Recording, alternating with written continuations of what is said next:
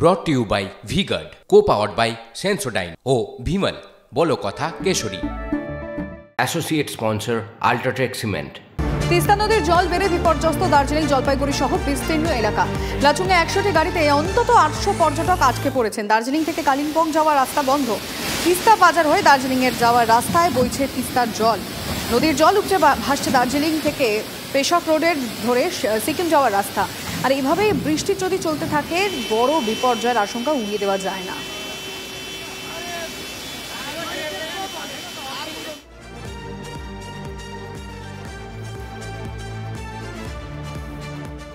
আমার ঠিক ডান হাতের এই রাস্তাটা কার্যত সিকিম এবং কালিম্পংয়ের লাইফ লাইন, এবং একদিকে যেমন সিকিম এবং কালিম্পং এই রাস্তা দিয়ে চলে যাওয়া যায়, ঠিক তেমনি এখান থেকেই কিন্তু জোরবাংলো হয়ে দার্জিলিংয়ের দিকে যাওয়া যায়। তিস্তা বাজার এলাকা এবং বাহাতে আমি দেখাবো প্রবল বেগে বইছে তিস্তা, এবং দেখাবো যে আশঙ্কার কথা বলছিলাম কিছুক্ষণ আগেও কিন্তু বিপুল জলরাশি এই এলাকা দিয়ে বইছিল, এবং আমি দেখাবো টাটকা ফাটল যে বিপুল জলরাশি বয়ে আসছে। এই গোটা এলাকাটা সিঙ্কিং জোন, এই এলাকাটা দিয়ে কিন্তু লম্বা ফাটল এই বিস্তীর্ণ এলাকাটা দিয়ে বয়ে গেছে। অর্থাৎ এই যে বিস্তীর্ণ জমিটা দেখতে পাচ্ছেন, কিছুক্ষণ পর কার্যত কিন্তু এই গোটা এলাকাটাও নদী গর্ভে তলিয়ে যেতে পারে। তার কারণ প্রবল জলরাশি এসে এই বালি পাথর এবং যে রাস্তার ধার, এই ধার বরাবর বিভিন্ন গার্ডওয়ালগুলোতে ধাক্কা মারছে। টাটকা ফাটল কার্যত গর্ত হয়ে গিয়েছে। অর্থাৎ এই পারে এই বিস্তীর্ণ এলাকাটা আর কিছুক্ষণ বাদে আসলেই হয়তো আমরা আর দেখতে পাবো না। প্রবল পরিমাণে জল পাহাড় থেকে কার্যত হু হু করে নেমে আসছে, এবং যেহেতু এই এলাকাটা টার্নিং, অর্থাৎ যে জলটা আসছে ওই সোজা জলটা এসে কিন্তু পাহাড়ের এই খাজে, এই ঢালটাতে ধাক্কা দিচ্ছে, যে কারণেই কিন্তু এই ফাটল তৈরি হয়েছে।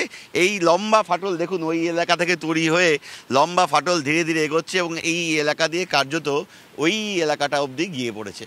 দেখাবো তিস্তা বাজারের আরও একটি এলাকা যেখানে কিন্তু রাস্তার যে ধার, সেই ধারেও কার্যত লম্বা ফাটল, এবং এই গোটা এলাকাটা কিন্তু ঝুলছে। অর্থাৎ এই যে জায়গাটা, এই যে ফাটল দেখতে পাচ্ছেন আপনারা, লম্বা ফাটল হাত ঢুকে যাচ্ছে কার্যত। এই ফাটলটা কিন্তু কার্যত ওই যে জলস্রোত, সেই জলস্রোত এসে নিচে ধাক্কা দিচ্ছে, এবং যদি দীপায়ন আরেকটু এগিয়ে এসে দেখাতে পারে তাহলে কিন্তু প্রচুর পরিমাণে বালিরাশি পাথর যা এই ধার বরাবর ছিল তা কার্যত ধসে গিয়েছে জলস্রোতে, যে কারণেই কিন্তু রাস্তার এই বেশ কিছু এলাকা ক্ষতিগ্রস্ত। অর্থাৎ গার্ডওয়াল যেগুলো যা ছিল বালি পাথর দিয়ে তৈরি করা প্রাকৃতিক যে গার্ডওয়াল হিসাবে কাজ করছিল, সেই গার্ডওয়াল হিসাবে থাকা জায়গাগুলো কিন্তু ধসে যায়, যে কারণে কিন্তু এই রাস্তার বেশ কিছুটা এলাকা বরাবর ফাটল তৈরি হয়েছে, এবং যার জেরে কিন্তু আরও একবার বিপদের মুখে এই বিস্তীর্ণ এলাকা। তবে মূল যে রাস্তা এখনও অক্ষত আছে, রাস্তা খোলা রয়েছে। দু একটি জায়গায় ল্যান্ডস্লাইড হয়েছিল, সেই ল্যান্ডস্লাইড সরিয়ে দেওয়া হয়েছে, ফলে যানবাহন চলাচল মোটের ওপর স্বাভাবিক। তবে জলস্তর বৃদ্ধি পেলে, এবং আবহাওয়া দপ্তর যেটা বলছে আগামী 14 তারিখ অবধি কিন্তু পাহাড়ে প্রবল বৃষ্টির পূর্বাভাস রয়েছে, সে কারণেই কিন্তু ভাবাচ্ছে, চোখ রাঙাচ্ছে এই স্রোতস্বিনী তিস্তা।